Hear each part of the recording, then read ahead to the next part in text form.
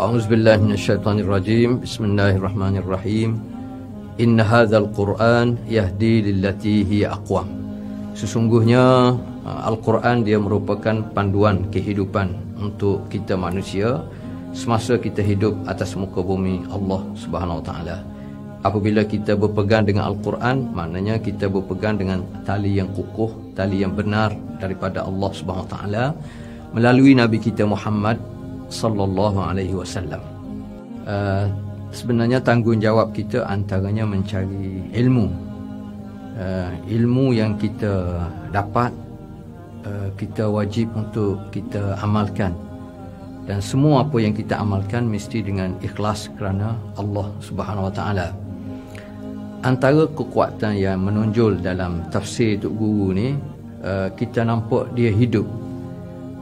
Antara faktor kita nampak dia hidup kerana Tok Guru dia hampir semua ilmu yang dia ajar tu dia amal dalam kehidupan dia, menyebabkan masyarakat umum melihat tafsir Tok Guru ni mudah difahami kerana apa yang Tok Guru ajar dia ikhtiar untuk diamalkan dalam kehidupan dia. Jadi untuk meneruskan tradisi kemeriahan dunia kita dengan ilmu, maka hamba cuba untuk ambil slot khusus kuliah pagi Jumaat jam 9.30 pagi untuk sama-sama kita hayati, untuk sama-sama kita tadabbur ayat-ayat Al-Quran berpandukan kepada tafsir yang telah ditafsirkan oleh Tok Guru. Semoga manfaat ini dapat kita ambil untuk kebaikan bersama.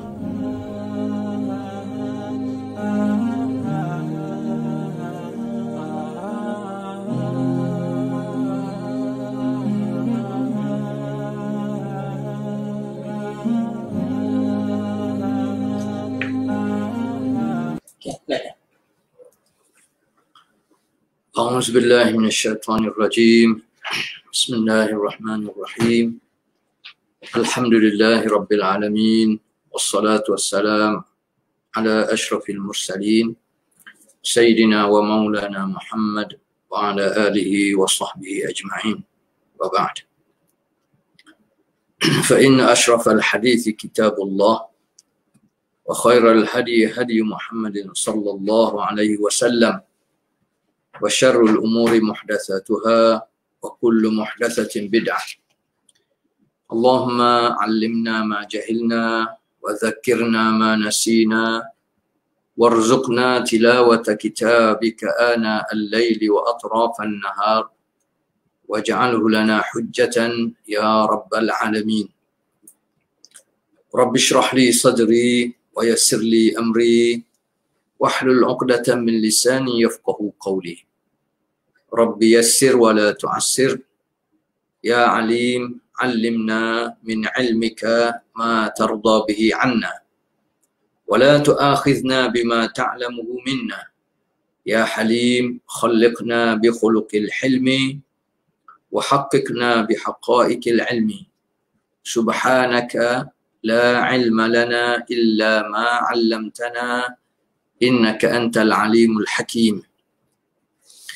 Alhamdulillah, sekali lagi kita banyak-banyak bersyukur kepada Allah Subhanahu Wa Taala kerana dengan inayah dan rahmat yang daripada Allah, anugerah iman dan Islam, maka kita masih lagi hidup dalam rangka taat dan patuh kepada perintah Allah Subhanahu Wa Taala.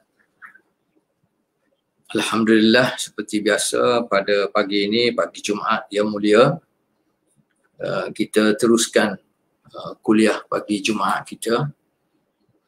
Dan insya-Allah pada pagi ini kita sambung ayat daripada surah Al-Ma'un. Minggu lepas kita baca sebahagian daripada ayat surah Al-Ma'un. InsyaAllah pagi ini kita sambung balik. Ayat pagi ini bermula pada ayat yang keempat, muka surat 118. A'udzubillahi minasyaitonirrajim. Bismillahirrahmanirrahim. Fawailul lil musallin. Fawailul lil musallin. Maka binasalah, celakalah, rugilah. Al-wail juga memberi makna satu tempat dalam neraka. Al-wail, maka neraka bagi orang yang sembahyang. Alladzina hum an salatihim sahun, yang mana mereka sembahyang tapi dalam keadaan lalai, dalam keadaan alpa, dalam keadaan tidak boleh fokus terhadap sembahyang dia, maknanya tidak khusyuk. Jadi kita tahu minggu lepas surah ni ayat dia tidak panjang, pendek. Ada 5 ayat, tetapi dia cukup sebenarnya memberi kesan kepada kehidupan kita, kepada kefahaman kita. Dan bermula daripada ayat pertama lagi, ara'aital ladzi yukadzibu biddin. Macam mana kita boleh fikir orang yang kita kata berpegang dengan agama, dengan ad-din, tiba-tiba Allah Ta'ala kata ada orang yang berbohong dengan agama ni. Guru kata bakit bohong, bakit lawak dengan agama. Jadi pelik kita dengar secara umumnya. Jadi orang yang dalam melalui percakapan dia, ucapan dia, dia kata dia percaya dengan ad-din, dengan Islam sebagai ad-din, tetapi sebenarnya hanya pada mulut, tidak pada hati, tidak pada keyakinan yang sebenar. Antara ciri-cirinya ialah fadzalikal ladzi yad'ul yatim, orang yang tidak cakna, orang yang mengherdik, orang yang tidak beri tumpuan yang khusus kepada anak-anak yatim ni, sebagaimana yang kita dah bincang minggu lepas. Fadzalikal ladzi yad'ul yatim wa la yahuddu ala ta'amil miskin. Begitu juga tidak usaha untuk memenuhi keperluan fakir miskin, orang yang memerlukan. Jadi kita dah hurai minggu lepas. Jadi minggu ni kita masuk ayat yang keempat, fawailul lil musallin. Al-wail. Al-wail ni bagaimana kita tahu dia memberi makna celaka, ataupun dia memberi makna satu tempat dalam neraka, neraka wail. Perkataan celaka ni dia kalau Kelantan dia biasa guna juga, celaka sungguh. Sungguh tepat dia guna istilah celaka, bahasa celaka. Celaka sama ada istilah macam sekarang ni, anak-anak muda sekarang ni dia guna istilah gila, kita kata. Patutnya gila ni orang yang akal dia tidak berfungsi. Tapi kadang-kadang dengan peredaran zaman, istilah anak-anak muda, maknanya dia nak ambil suatu benda yang dia terkejut, dia suka sungguh, sehingga kalau contohnya kalau dia makan makanan yang sedap, dia kata sedap gila, macam-macam.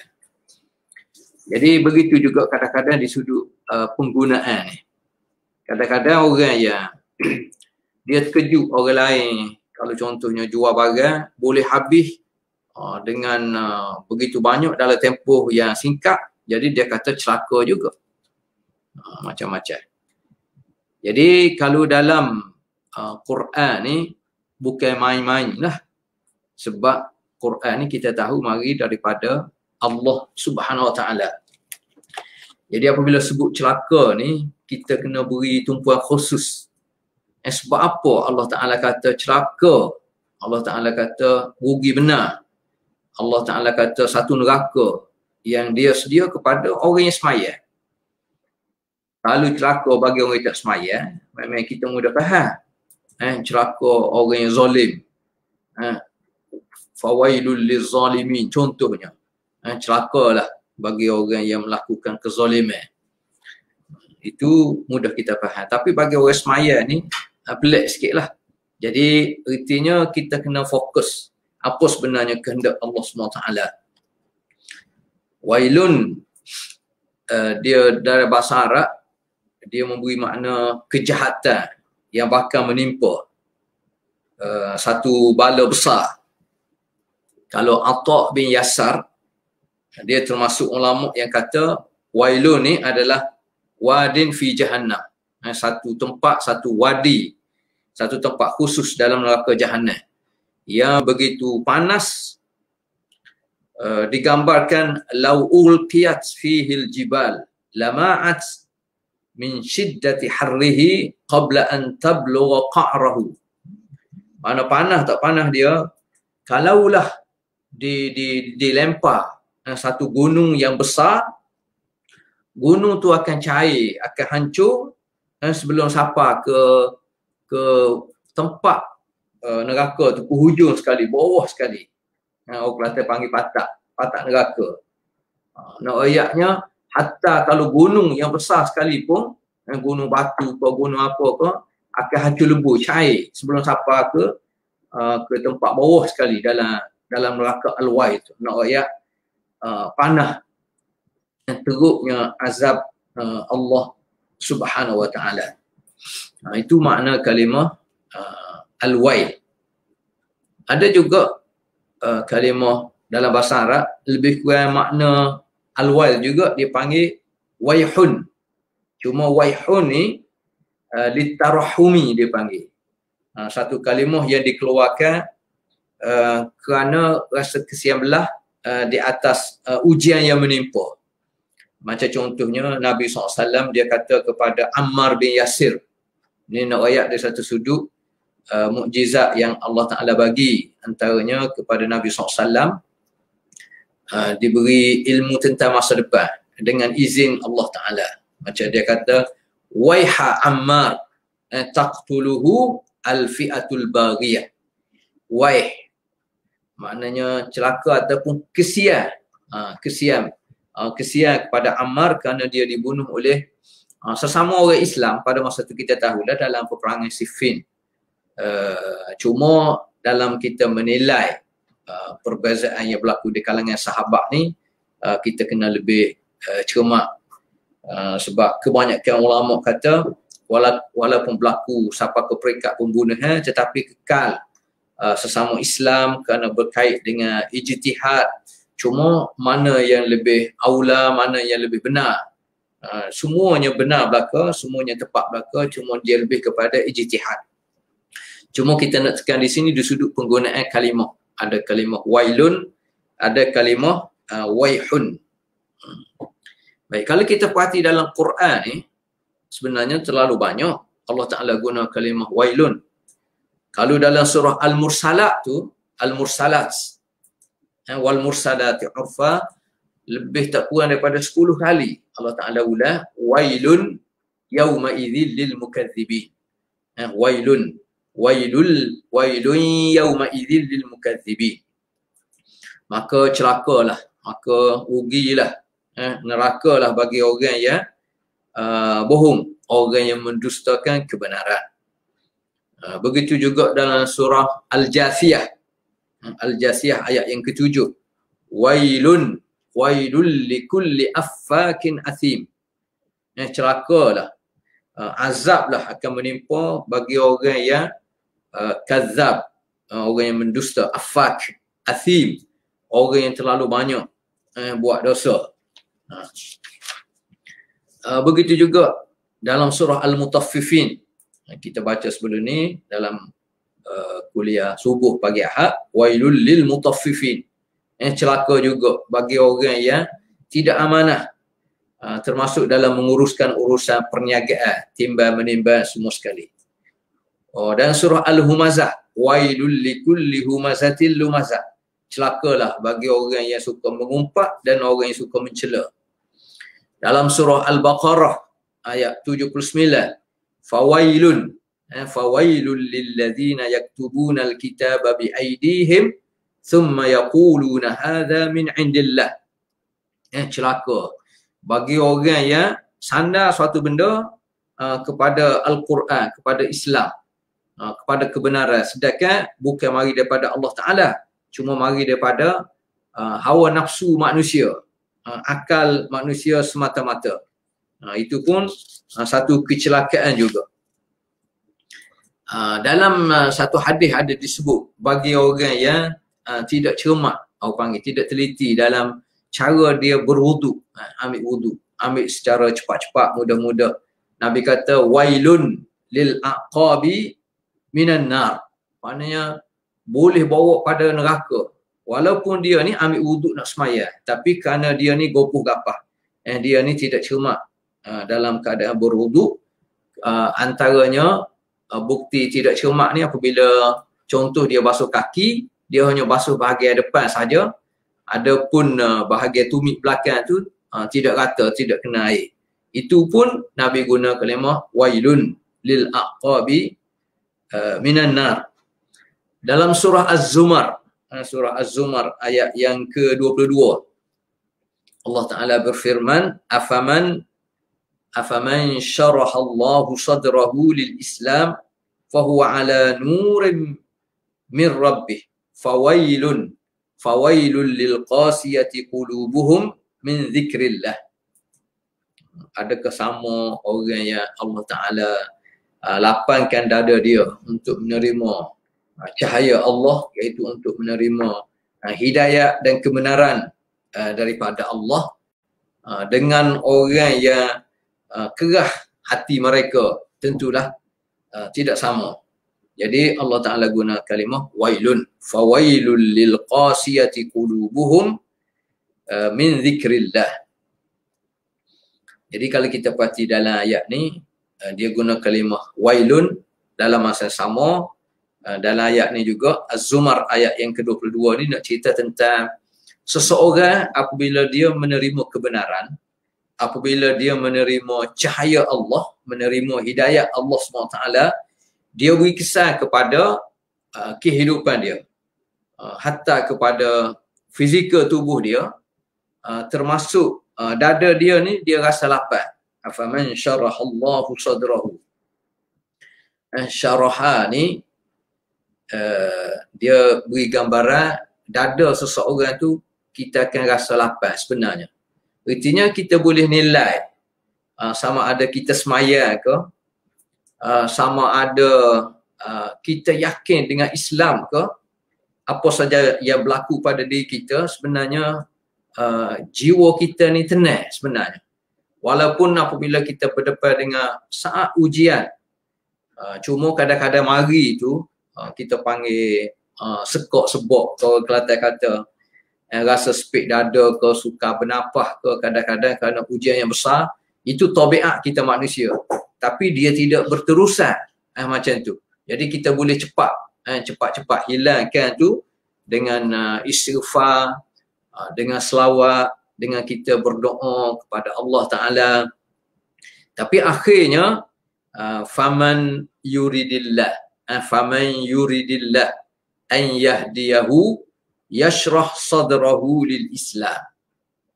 Dalam surah Al-An'am ayat 125, sesiapa yang Allah Ta'ala nak beri hidayah, sebab hidayah ni milik Allah Ta'ala. Jadi orang yang nak menerima Islam, menerima hidayah Allah, yang dapat ketenangan ni, Allah Ta'ala akan lapangkan dada dia. Tapi orang yang tak dapat hidayah Allah Ta'ala, yaj'al sadrahu dayyiqan harajan ka'annama yas'adu fis sama'. Jiwa dia tu, dada dia tu, dia rasa sempit, dia rasa sesak, rasa suka macam nak bernafas, macam orang yang turun dalam air ataupun orang naik ke udara tinggi, memanglah dia tak boleh nak bernafas. Jadi kadang-kadang kalau kita perhati dalam Quran ni, dia guna kalimah yang macam contohnya kalimah syaraha ni lah. Lawan syaraha ni dhaqa. Kalau dhaqa ni dada jadi sempit, susah nak dapat apa semua sekali. Jadi orang yang menerima hidayah Allah Ta'ala ni sebenarnya dada dia lapang. Jadi dada orang yang lapang ni menggambarkan ketenangan dalam kehidupan dia. Jadi lawan ketenangan ni adalah dhaka, dan persamaan dhaka ni dia berkait dengan kalimah yang Allah Ta'ala guna fawailun. Jadi macam mana orang yang semaya tetapi Allah Ta'ala kata fawailun. Fawailul lil musallin. Jadi tentulah ada sebab. Antara sebabnya ialah kalau muka surat 119 tu, Nabi Adam mula-mula sekali, dan kita semua ni semua sekali mari daripada keturunan Nabi Adam belaka lah. Tak kira kita ni Melayu ke, India ke, Cina ke, Mak Saleh ke, siapa ke, semua sekali mari daripada Adam. Sampai satu tahap apabila Allah Ta'ala keluarkan, turunkan Nabi Adam daripada syurga ni, mari ke dunia ni, hak sebenarnya dia turun atas dunia ni, semua benda dah ada belakang dah. Hak yang kita panggil kemudahan asas. Semua Allah Ta'ala dah buat belakang. Bumi, kayu kaya, udaranya, airnya, makanannya, semua sekali Allah Ta'ala ada sedia. Cuma manusia ni proses je. Nak royak, walaupun dengan hikmat Allah Ta'ala, Nabi Adam ni terpaksa keluar kerana faktor tertentu, keluar daripada syurga, tapi mari atas muka bumi ni, Allah Ta'ala dah sedia belakang dah kemudahan asas. Sehingga Allah Ta'ala sebut, kalau mu nak bilang sesuatu nikmat Allah Ta'ala memang tak terbilang, terlalu banyak. Jadi apabila Allah Ta'ala buat semua sekali kemudahan asas, tentulah kita panggil ada timba balas dia. Kalau kita kata orang berbudi pada kita, kita berbahasa. Orang yang nak kahwin contohnya antara dua keluarga, dia ada nak tunjuk nak rapatkan hubungan, kita panggil ada balas bekas. Kita bagi hadiah ni, pihak keluarga lelaki bagi hadiah ni contohnya. Mesti ada timba balas. Dia bagi contoh dalam buku ni macam orang besar lah, pemimpin. Pemimpin tak kira lah peringkat mana. Dia guru besar ke, dia tok gawa ke, dia menteri besar ke, dia menteri ke, dia Perdana Menteri ke. Hadir dalam satu majlis, mana dia mari tu bukan dia buat kerja. Kalulah dewan tu telah dihias dengan comel susunan kursinya, dengan bunganya, dengan makanannya, dengan jamuannya, semua sekali. Jadi pemimpin ni, dia kena tahu, bukan dia pergi tu untuk makan saja. Mesti ada kehendak daripada masyarakat setempat tu. Sama ada agensi kerajaan ke, ada masyarakat setempat pada masa tu ke, dia mesti paling kurang beri ucapan. Dan ucapan tu mesti memenuhi hasrat rakyat kawasan sekitar, kawasan situ. Mesti ada benda. Bukan setakat ucap terima kasih dak. Mesti orang kampung ni nak dengar. Ada bagi geran tanah ke, ada hadiah ke, ada buah tangan ke, ada bantuan ke untuk pakaian budak sekolah, dia kata semua tu benar ada. Begitu juga Tok Adam. Bila sebut Tok Adam, termasuk kita lah. Allah Ta'ala cipta kita ni, khalaqaka fasawwaka fa'adalak. Allah Ta'ala yang cipta, Allah Ta'ala yang sempurnakan penciptaan, dan semuanya terserah pada Allah Ta'ala. Nak bentuk kita ni macam mana, sebagaimana kita tahulah sekarang ni. Jadi mesti ada tujuan. Jadi tujuan utamanya, selain daripada sempurnanya kita, Allah Ta'ala bagi kemudahan asas yang lengkap semua sekali untuk kita hidup atas dunia ni, mesti ada tujuan. Tujuan dia, وَمَا خَلَقْتُ الْجِنَّ وَالْإِنسِ إِلَّا لِيَعْبُدُونَ. Sebagaimana kita tahu. Apa tujuan kita mari atas dunia ni? Bukan sekadar nak makan, bukan sekadar nak minum, bukan sekadar nak melancong, bukan sekadar nak suka-suka. Tapi asasnya untuk kita beribadat kepada Allah Subhanahu Wa Ta'ala. Padahal Allah Ta'ala kata, sebagaimana dalam buku ni 121, Allah Ta'ala buat langit, buat matahari, buat udara, buat air, buat butir padi, buat makanan, semua sekali ni hak manusia tak boleh nak buat. Manusia hanya boleh proses je. Tapi nak buat daripada asal, daripada hak tak ada, ijad al-makhluq minal adam. Nak mengadakan sesuatu daripada hak tak ada, memang manusia tak mampu. Yang mampu hanya al-khaliq huwa Allah, iaitu pencipta, iaitu Allah SWT. Marilah kedai buku ni, dia sebut marilah George Bush ke, sebab masa tu Presiden Amerika George Bush. Ataupun sekarang ni mari Biden ke, mari Putin ke, mari Macron ke, semua tak boleh nak buat. Nak tunjuk kuasa hebat setara mana pun, hanya setakat boleh proses bahan asas yang mari daripada Allah Subhanahu Wa Taala. Jadi sebab itulah kita duduk atas dunia ni, kita kena ingat akhirnya kita semua, kita orang kampung tak ada orang kenal ke, ataupun kita ni pemimpin satu dunia kenal kita ke, kita ada tanggungjawab. Disebut situ sebagaimana diberi contoh, kalau rakyat setempat, masyarakat setempat sedia tempat dewan begitu comel, siap dengan makanan untuk buat jamu apa semua sekali, mesti rakyat ni nak sesuatu daripada pemimpin. Sebab itulah pemimpin kena faham sebenarnya kehendak rakyat, tanggungjawab dia. Dan sebenarnya pemimpin ni dia tak boleh nak minta penghormatan daripada rakyat. Bahkan pemimpin hak sebenar adalah dia kena hormat, dia kena beri penghormatan kepada rakyat. Kerana contohnya dalam sistem demokrasi macam negara kita Malaysia ni, yang dia naik jadi pemimpin tu kerana rakyat. Kerana rakyat beri undi pada dia. Kerana rakyat beri kepercayaan kepada dia. Jadi dia kena balas penghormatan kepada rakyat dengan memenuhi hasrat rakyat. Jadi dia tak boleh kerana dia pemimpin, kerana rakyat angkat dia jadi pemimpin, maka dia nak balas kepercayaan rakyat tu dengan nak tunjuk gaya hidup mewah hak dia. Tetapi dia mesti memenuhi keperluan rakyat. Jadi kalau sama kita pun macam tu, apatah lagi kita dengan Allah Ta'ala. Allah Ta'ala cipta kita dengan begitu sempurna. Allah Ta'ala beri keperluan asas yang lengkap, yang cukup untuk kehidupan dunia ni, hak sebenarnya untuk persiapan kita supaya mudah kita nak buat kerja atas dunia ni untuk menuju akhirat.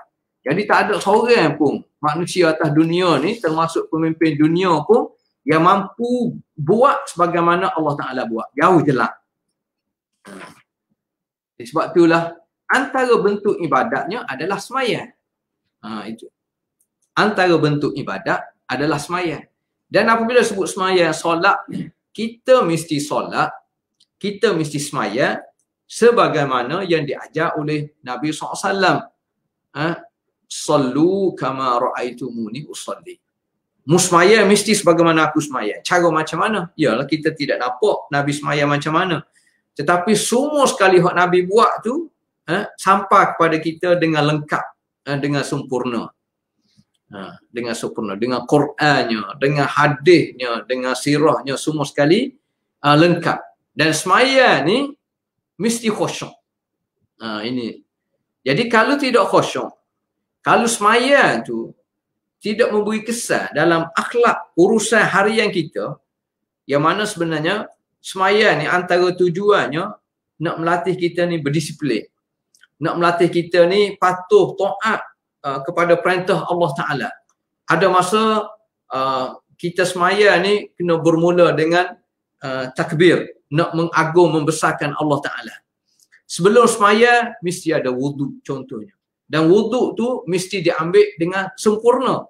Kalau tidak, celaka juga. Wailun lil aqabi minan nar. Dan semayang ni, dia mesti kita kena fokus pada semayang. Mana disebut khusyuk. Sebab kesan daripada semayang yang khusyuk ni menyebabkan selepas pada semayang, kita rasa kita ada tanggungjawab yang besar. Tanggungjawab kita selepas pada diri kita adalah tanggungjawab kepada masyarakat, yang kita panggil tanggungjawab sosial lah. Antara benda asas dalam tanggungjawab sosial ialah kita tengok apa keperluan orang yang perlu kepada bantuan.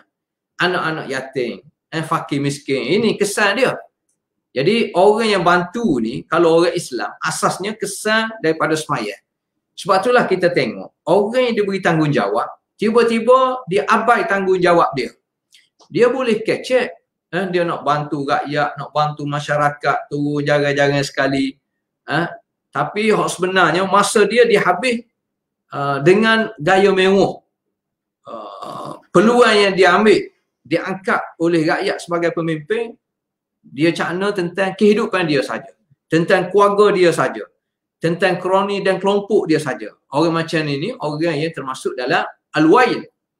Tak mungkin dia hidup gaya mewah, dia tidak cakna kepada rakyat, tiba-tiba dia semaya dengan semaya yang kosong. Tak mungkin. Orang yang tak laksana tanggungjawab tugas dia sebenarnya termasuk dalam wail, celaka. Jadi kita sendiri pun kita jangan tuju kepada orang lain. Mula-mula sekali kita tengok pada diri kita sendiri. Kalau kita termasuk orang yang yakin dengan Islam, orang yang cakna terhadap sembahyang, kita kena pasti adakah sembahyang ni kita laksana betul-betul, sehingga segala tutur kata kita, akhlak kita lahir daripada kesan daripada sembahyang yang khusyuk ni. Kalau tidak, termasuk dalam al-wail, fawailun lil musallin. Kerana apa sampai tahap tu?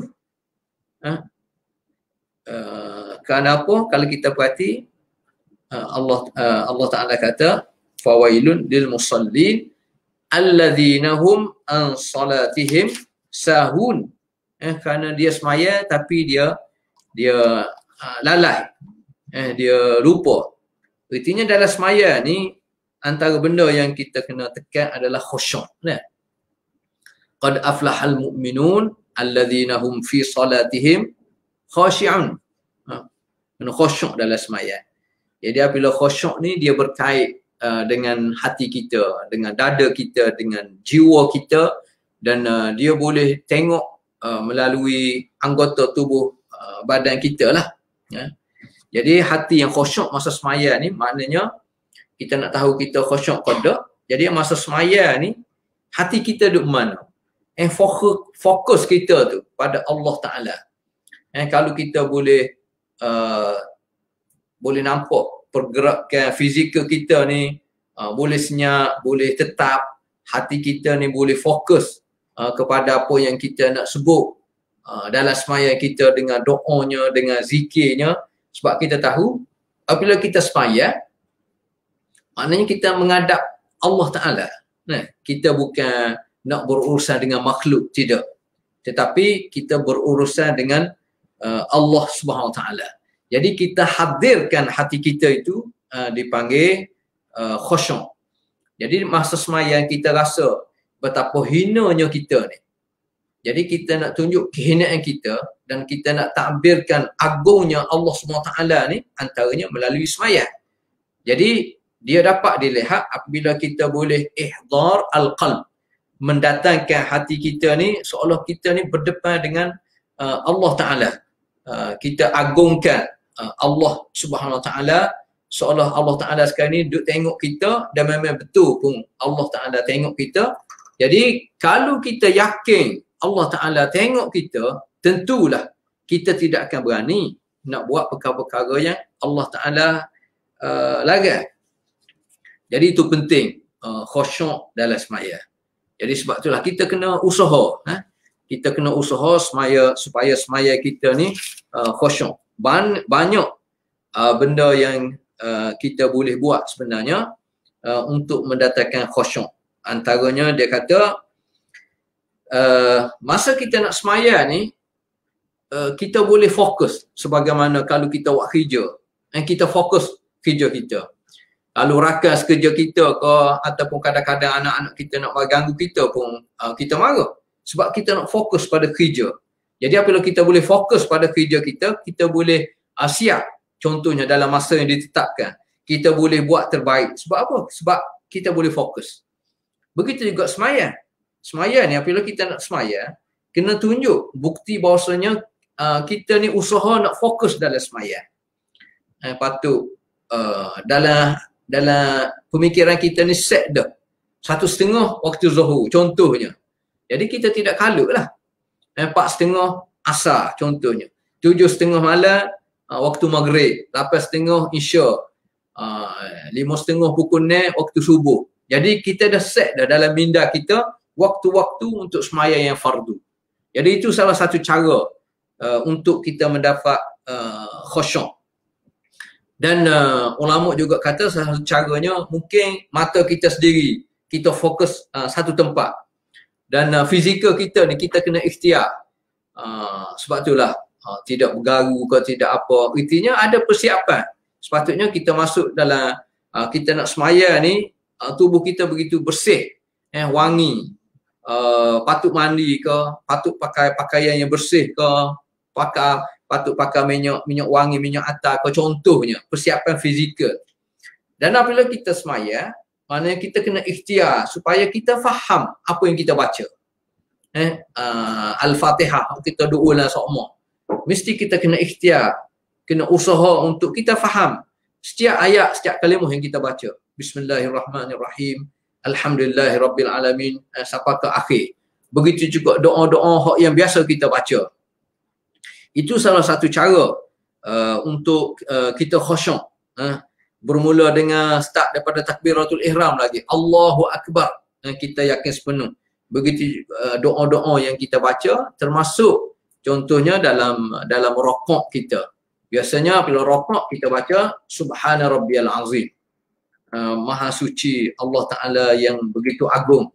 Ada juga doa yang Nabi SAW baca masa rokok, antaranya Allahumma laka raka'tu wa bika amantu wa laka aslamtu. Aku rokok padamu, aku beriman padamu, aku serah diri kepada kamu. Khasha'a laka sam'i wa basari wa mukhi wa azmi wa asabi. Ini antara doa juga yang dibaca masa kita rokok. Jadi apabila kita rokok, kita baca doa ni, maknanya kita mengadu, kita mengaku pada Allah Ta'ala, pendengaran kita, penglihatan kita ni khusyuk. Maknanya tunduk, patuh, fokus kepada kamu ya Allah. Khazahir kita nampak. Apabila sebut mata, sebut telinga ni gambaran keseluruhan. Begitu juga dalam doa ni disebut wa mukhi, mana otak aku pun fokus juga. Wa azmi, tulang belulang aku. Wa asabi, saraf, anggota saraf aku. Maknanya hak benda dalam, hak kita tak nampak. Otaknya dengan tulangnya, dengan dagingnya, dengan saraf, semua sekali fokus kepada kamu ya Allah. Sampai pikat tu kita sebut. Jadi apabila kita baca doa-doa gini, kita boleh fokus. Itu yang boleh mendatangkan khusyuk kita kepada Allah Subhanahu Wa Taala. Dan masa semaya juga salah satu cara nak khusyuk, macam ada hadis sebut apabila kita nak semaya, fasalli salata muwaddi'. Apabila kita nak semaya, kita kena anggarkan solat semaya yang kita ni semaya muwaddi'. Mungkin semaya terakhir contohnya. Sebab apa? Mungkin lepas pada ni ataupun masa semaya pun mungkin boleh mati contohnya. Ini salah satu bentuk cara untuk kita dapat khusyuk. Dan ulama juga kata antara cara untuk dapat khusyuk ialah kita kena rasa keagungan semaya ni. Bukan main-main, bukan sekadar semaya gitu je. Allahu Akbar tunggik-tunggik.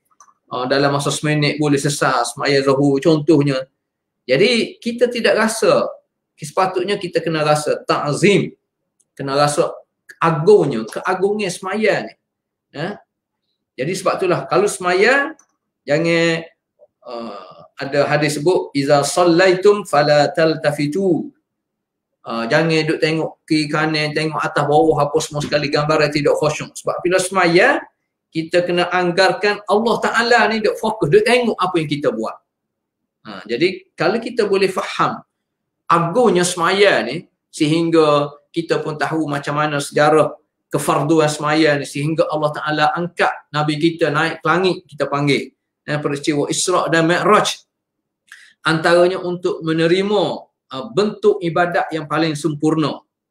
Jadi kalau kita rasa macam tu, sebab itulah kalau Ibnul Qayyim dia sebut kait dengan semaya ni, dia ada maratib dia, ada tingkatan dia.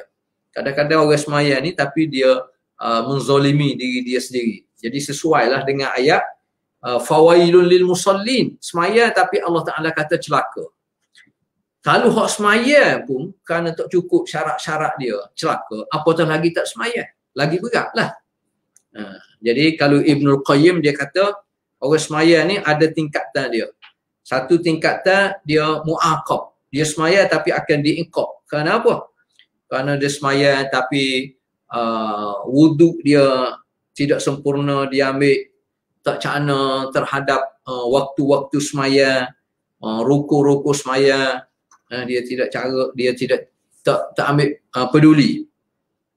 Itu golongan pertama. Golongan kedua muhasab. Maknanya dia jaga waktu semaya, dia jaga, tetapi dia tak mampu nak kita panggil nak khusyuk, nak fokus dalam semaya itu, sehingga semaya tetapi hati duk merata pakuh Mekah, pakuh mereka mana contohnya. Itu pun letih jugalah semaya. Tahap ketiga, dia boleh jaga dan dia mujahadah. Dia mujahadah, dia ikhtiar. Apabila semaya, macam mana dia nak fokus supaya syaitan ni tidak ganggu dia. Jadi nak nampak kesungguhan dia. Lepas tu masuk tahap yang keempat. Tingkatan yang keempat, maknanya dia semaya dengan sebaik mungkin. Hak zahir, hak batin, dia boleh jaga dan hati dia dah mulai fokus kepada apa yang disebut. Ini tahap yang keempat. Tahap yang kelima ni kita panggil sesempurna manusia itu sendirilah. Apabila semaya memang dia dengan Allah Ta'ala. Apabila dia semaya seolah dia dengan akhirat, tak ada dah dunia. Hak ni tingkat hak paling tinggilah, kita kata. Itu pentingnya apabila kita semaya ni, dia kena berkait dengan khusyuk tadi. Jadi apabila sebut fawailul lil musallin ni, sebab apa sampai tahap tu? Allazina hum an salatihim sahun. Kerana dia lalai. Dia semaya tetapi dia lalai. Lalu dalam buku ni dia sebut allazina hum an salatihim sahun. Kita duduk atas dunia ni, kita boleh makan minum, kita boleh jalan, kita boleh seronok, tapi sebenarnya kita kena ingat dunia ni tidak kekal. Dia akan berakhir dengan akhirat. Di situ kita akan dihukum oleh Allah Ta'ala, akan dihisap mahkamah Allah Ta'ala. Sebab itulah Nabi kata, muka surat 124 ni, kadang-kadang kita nak duduk atas dunia ni, kita nak suka-suka, kita nak gembira boleh. Tapi kalau berhibur sokmo, bergembira sokmo, dia terjadi, tak kena dengan kehidupan Nabi. Nabi ni dia kata, lau ta'lamuna ma a'lam, la dhahiktum qalilan, wa la bakaitum kathira. Kalau kita kata kita sayang pada Nabi, kita cuba selami cara fikir Nabi. Antaranya, Nabi kata, kalau mu tahu apa yang aku tahu, apa yang aku duk fikir ni, tentulah mu ni tidak banyak sangat ketawa. Tidak banyak sangat habis atas dunia masa sehari ke sehari ni cakap nak makan, nak minum, nak berhibur, nak bergembira saja. Tentulah mu ni banyak menangis. Ada masa kita kena menangis. Cuba kita cek bila masa terakhir kita menangis. Kita menangis kerana ingat pada Allah Ta'ala, kita menangis kerana kita rasa banyak dosa yang kita buat, kita menangis kerana banyak sangat tanggungjawab yang kita tidak laksana. Bila masa terakhir kita menangis kerana faktor tu? Ataupun kita menangis, kita cek bila terakhir semalam menangis. Kerana apa? Kerana sedih tengok cerita Tamil, cerita apa dia? Cerita Korea, letih lah. Menangis kerana faktor lain. Macam orang semaya tetapi tidak khusyuk dalam semaya. Begitu juga kita menangis. Kita menangis kerana sedih tengok cerita Korea, cerita Hindustan. Kita sepatutnya kita menangis kerana kita takut azab Allah Subhanahu Wa Taala. Jadi atas dunia ni kita tahu musuh utama kita antaranya syaitan. Syaitan ni dia akan ikhtiar. Kalau muka surat 125 tu, syaitan ni dia tahu titik lemah seseorang. Sebagaimana kita tahu sebenarnya mana titik kuat kita, mana titik lemah kita. Jadi syaitan ni dia akan ikhtiar masuk ke titik lemah kita. Kadang-kadang orang ni sebab dalam buku ni dia kata macam ibarat kita duduk atas dunia ni macam seorang askar.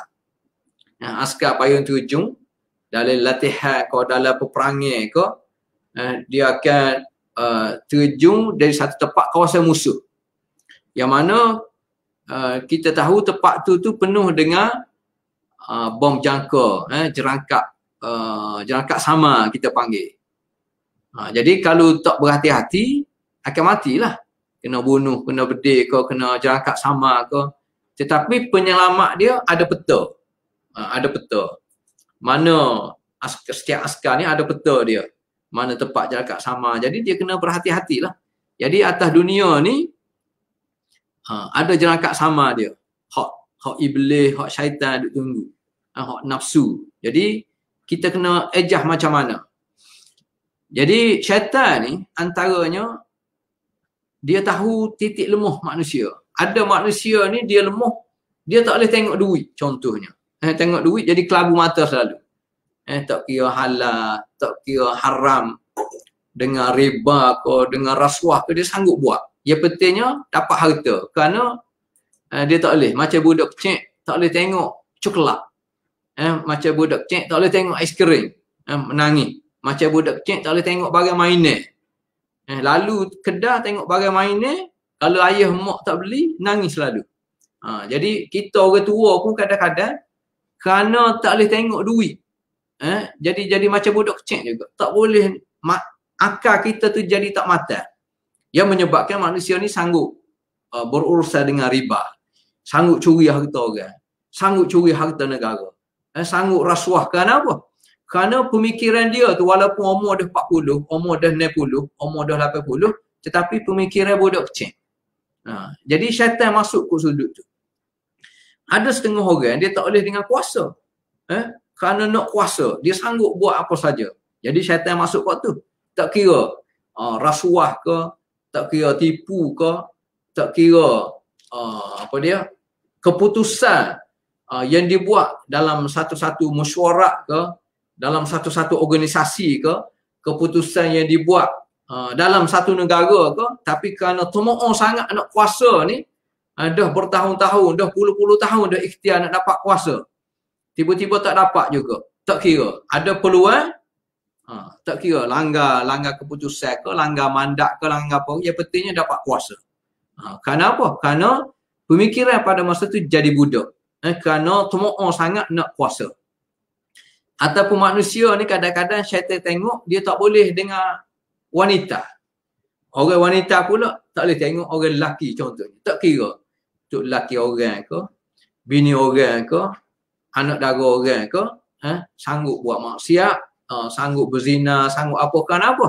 Titik lemah dia tak boleh tengok orang tino. Titik lemah dia tak boleh tengok orang jatuh. Tak kira. Tak kira dia pegawai tinggi ke, dia datuk ke, dia Tan Sri ke, dia menteri besar ke, dia jawatan besar setara mana pun, kalau dia tak boleh nak urus kehidupan dia dengan wanita contohnya, dia sanggup. Sanggup bunuh orang. Sanggup berzina kerana apa? Kerana wanita, kerana lelaki. Syaitan juga kadang-kadang dia tengok orang ni masalah harta tak apa. Dia boleh huruf dengan baik. Masalah kuasa tak apa. Dia boleh terima hakikat, dia tak boleh kuasa. Dengan wanita, dengan lelaki tak apa, dia boleh urus. Tapi dia tak boleh dengan makan minum. Tak boleh tengok makanan. Semua jenis makanan dia nak terah belaka. Atas dunia ni habis dah negara dia. Dia sanggup pergi negara lain. Habis duit banyak setara mana pun tak apa. Sebab apa? Nak terah makanan. Jadi kalau dia tak boleh nak urus sampai ke peringkat makan minum tak kira halal haram, dia gomong belaka. Itu yang kita faham di sudut syaitan yang dia ikhtiar. Begitu juga dalam semaya. Antara faktor semaya orang tak boleh khusyuk, alladzina hum an salatihim sahun. Dia lalai dengan semaya. Sahun ni kalau kita tengok, sebab itulah ayat Quran ni dia kata alladzina hum an salatihim. Dia tak kata fi salatihim. Kalau fi salatihim, dia semaya, dia cakna terhadap semaya dia. Cuma kadang-kadang dia lalai, dia lupa kerana apa? Kerana kelemahan dia. Itu fi solatihim. Tapi kalau an solatihim, maknanya memang dia tak cakna semaya. Dia semaya ni kerana apa? Kerana terpaksa. Kerana nak tunjuk kepada orang bahawasanya dia ni orang Islam. Kerana ada kepentingan peribadi. Semaya nak menggambarkan dia ni orang kuat agama, contohnya. Jadi apabila kuat agama gak mudah nak nego ke, mudah nak ambil peluang ke, contohnya. Itu alladzina hum an salatihim. Jadi sebab itulah sahun ni makna dalam bahasa Arab saha yashu sahwan.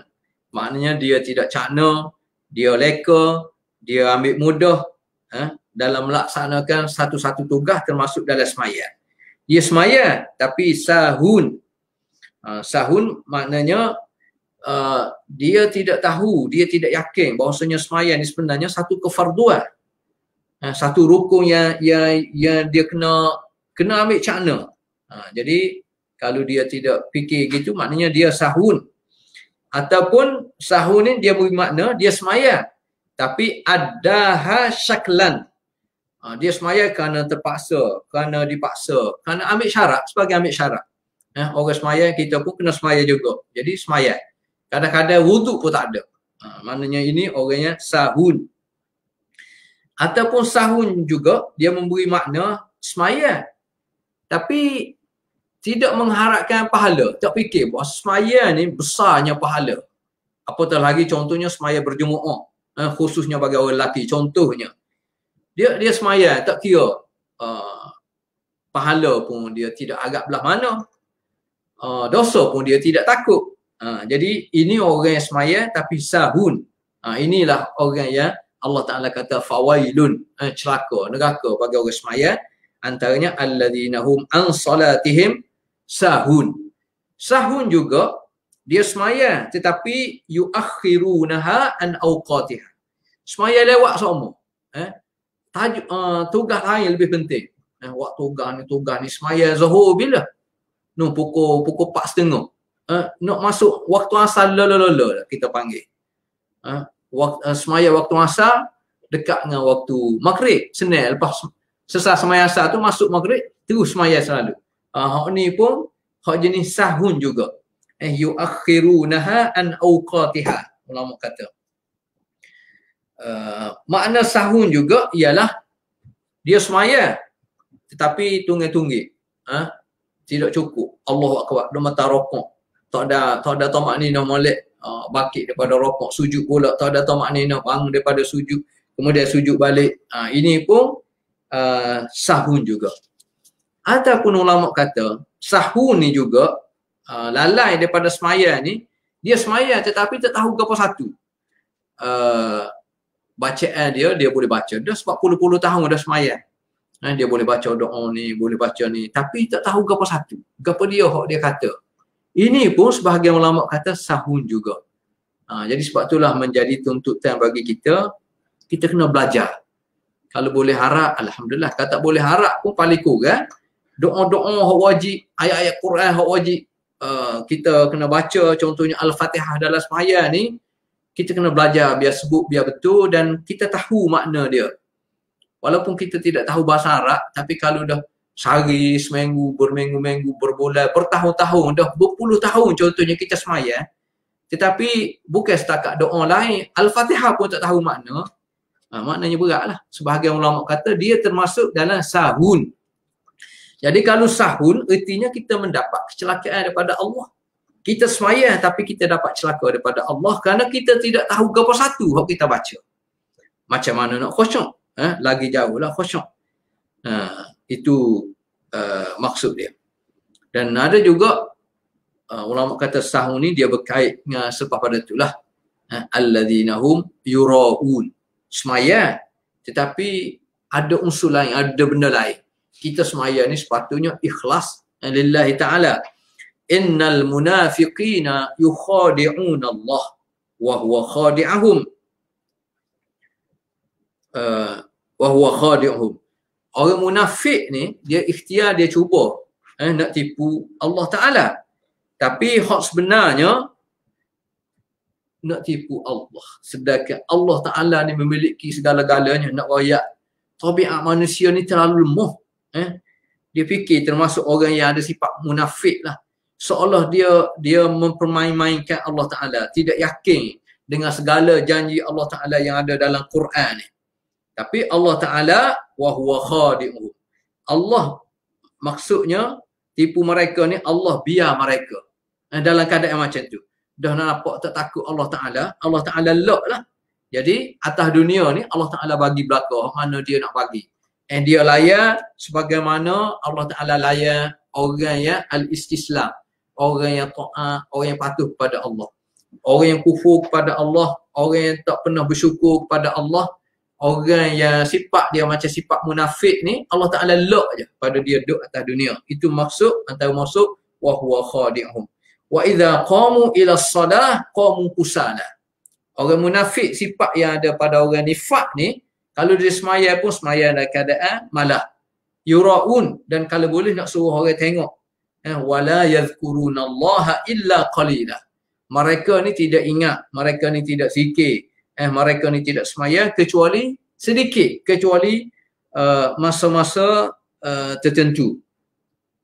Ini maksud alladzina hum an salatihim sahun, alladzina hum yura'un, dan dia semaya pula kadang-kadang nak suruh orang tengok. Ini kita buat ibadat pada Allah, termasuk semaya ni kita buat kerana Allah Ta'ala. Hak kita sebut lillahi ta'ala. Jadi tak perlu kita nak tunjuk bahawasanya kita ni hebat kenapa kita semaya. Tidak. Semua kita buat ni lillahi ta'ala. Jadi semaya kita tahu. Jadi tak perlu riak. Kalau semaya fardu 5 kali sehari ni benar wajib. Belah-belah mana pun wajib kita kena buat. Jadi kita tak nak yura'un, kita semaya antara mendapat bencana wailun, kecelakaan neraka daripada Allah Ta'ala. Kenapa? Antara faktornya kita semaya tetapi kita nak tunjuk pada orang. Yura'un, riak kita panggil. Riak ni kita buat benda lain tapi dalam hati tu benda lain. Ia ada termasuk juga dalam bab syirik. Syirk khafi dia panggil. Syirk khafi. Khafi tu amal rasa silap. Syirkun khafi.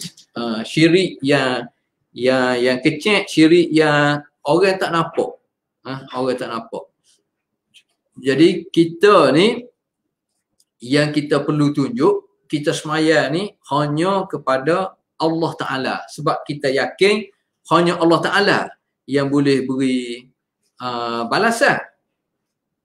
Jadi manusia ni kerana dia tertipu, dia terpedaya, dia semaya kadang-kadang dia riak.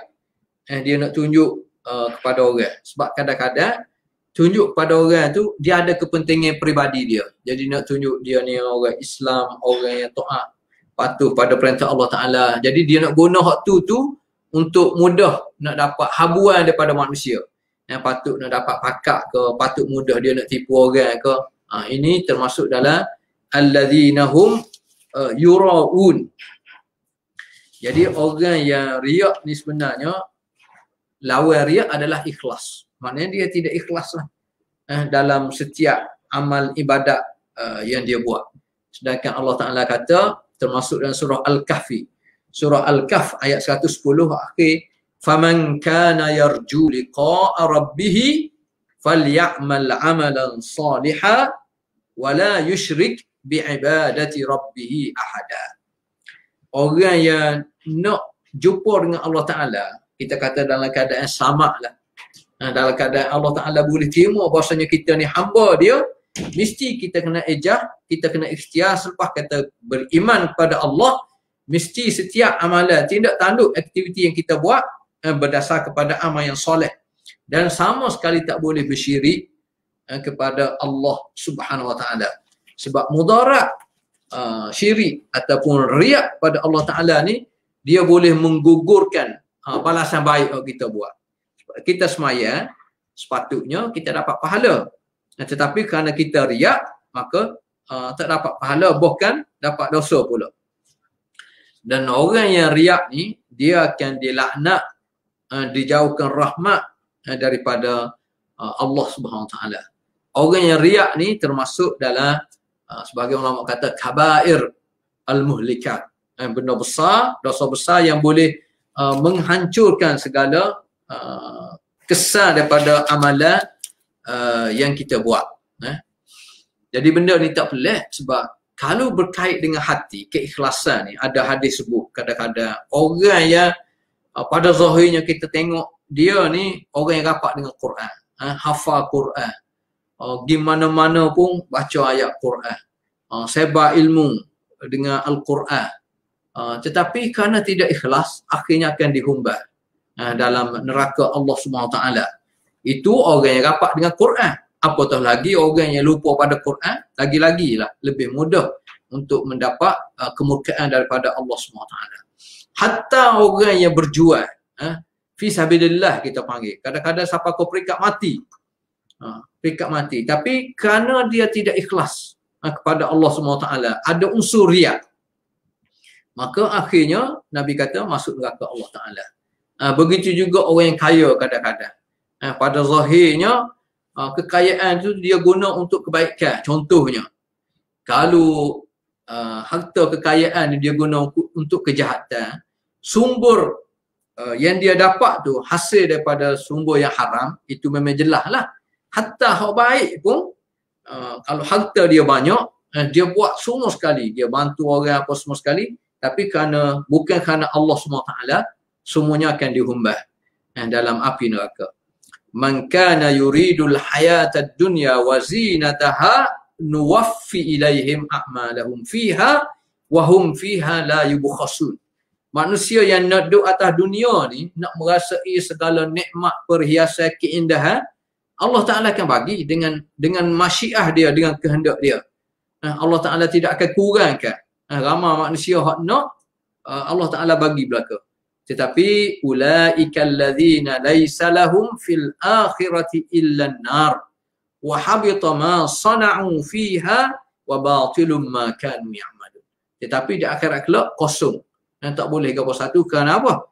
Antara faktornya kerana dia tidak ikhlas, kerana dia ada unsur riak kepada Allah Subhanahu Wa Taala. Alladzina hum yuraun, dan akhir sekali wa yamna'unal ma'un. Wa yamna'unal ma'un ni maknanya sebagaimana nama surah ni lah, surah Al-Ma'un. Jadi orang yang tak dapat rahmat Allah Ta'ala, orang yang diazab oleh Allah, orang yang disebut wailun, celaka ni, kerana apa? Kerana kalau dia semaya, dia semaya dalam keadaan malah, dia semaya keadaan riak, kemudian dia ni wayamna'unal ma'un, di samping dia riak, dia juga menyekap bantuan orang, sekat bantuan. Kalau dulu kita tengok kesusahan tu secara umumnya lebih nampak mudah lah.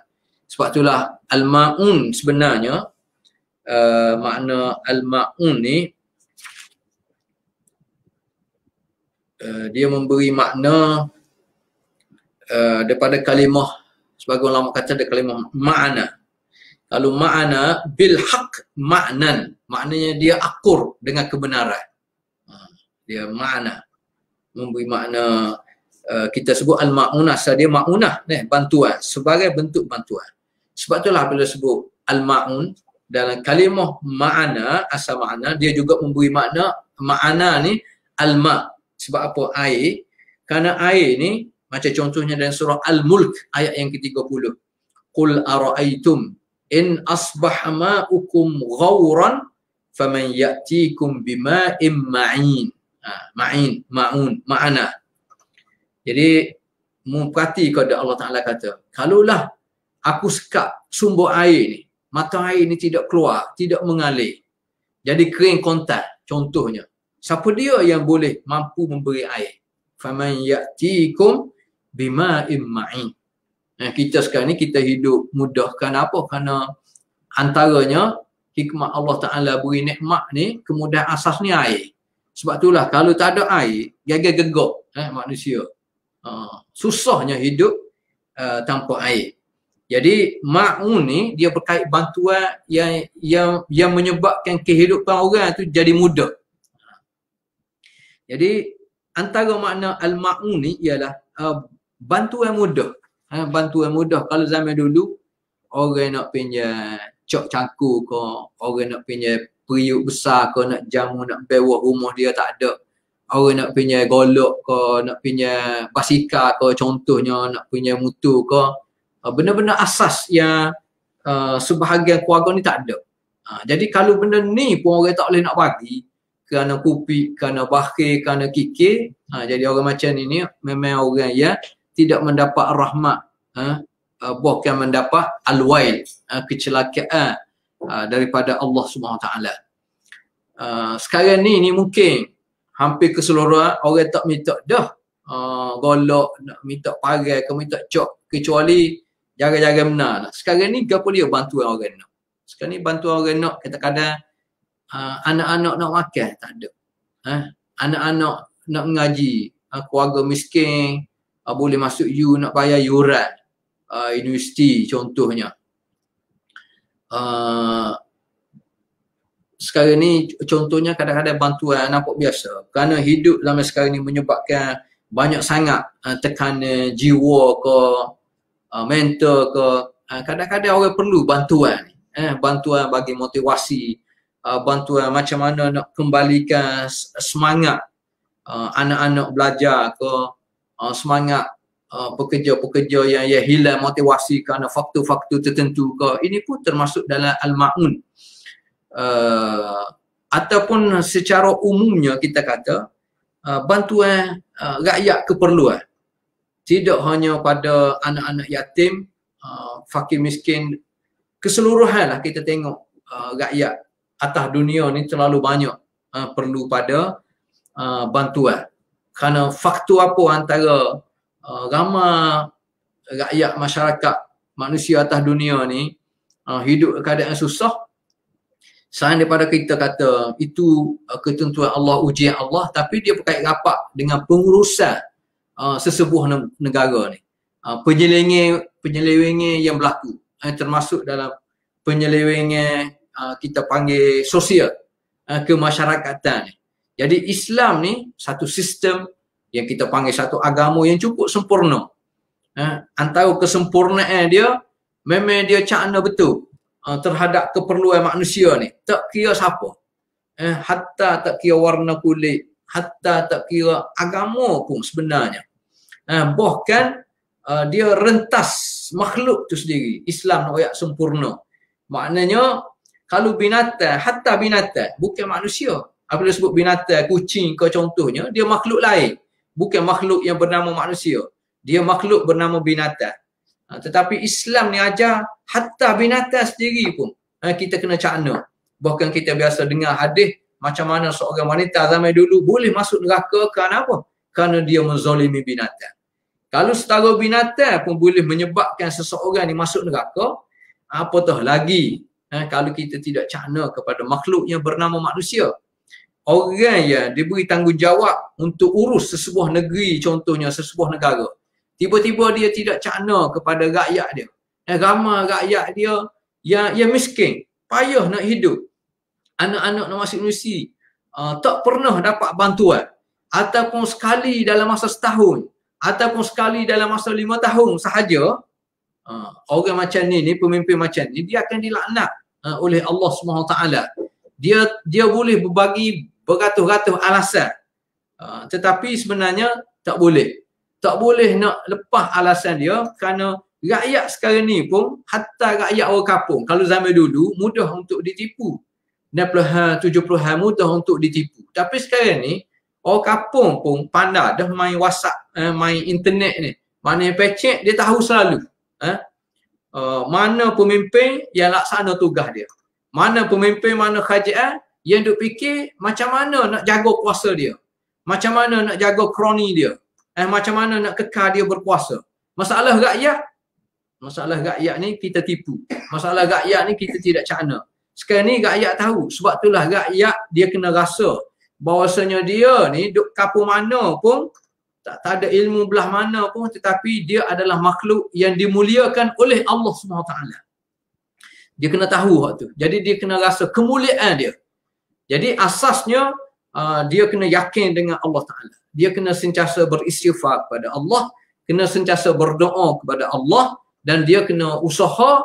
Antara usahanya dia kena pasti bahawasanya dia duduk negara mana, dia duduk negeri mana.